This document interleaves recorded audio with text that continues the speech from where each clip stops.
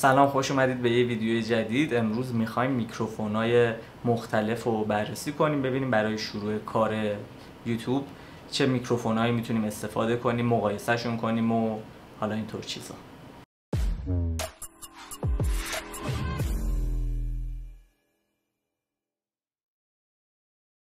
میکروفون شماره 5، میکروفون داخلی خود دوربین. میکروفون داخلی خود دوربین به خاطر سایز کوچیکی که داره و همینطور کیفیت ساخت پایینترش نسبت به میکروفون‌های معمولی بازار زیاد صدای خوبی رو نمیتونه ضبط کنه. همین الان هم که دارید میشنوید صدایی که از من داره ضبط میشه اونقدر کیفیت بالایی نداره و اگر زیاد حس نمی‌کنید بعد میکروفون‌های بعدی رو تست کنیم. میکروفون شماره 4، میکروفون گوشی.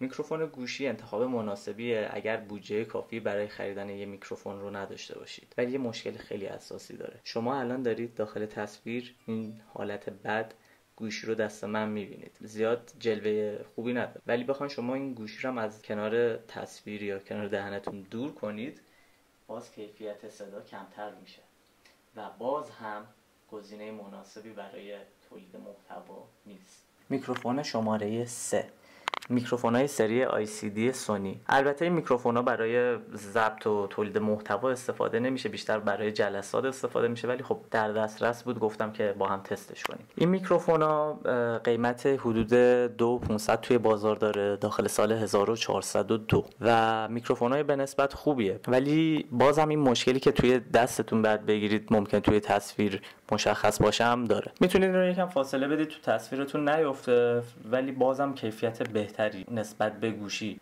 دریافت میکنید. حالا باید داخل ادیت ویدیو خودم نگاه کنم، مطمئن نیستم. احتمال زیاد این سری سونی کیفیت خیلی بهتری داشته باشه. میکروفون شماره 2، میکروفون بویا. میکروفون بویا M1 میکروفون خیلی استانداردیه برای تولید محتوا با بودجه خیلی پایین.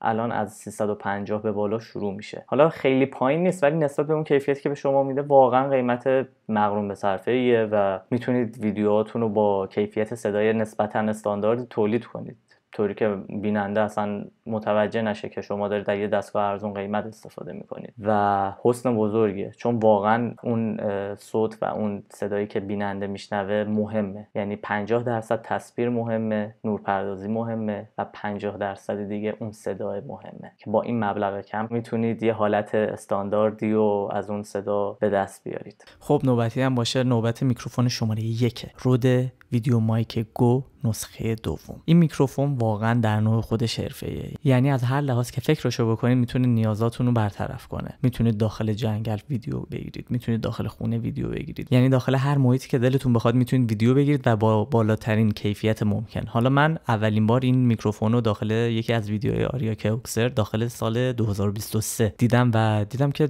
با اون سطح حرفه‌ای بودن و با اون سطح خرج کردن واسه تجهیزات همچین میکروفونی گرفته و این میکروفون فقط و فقط $100.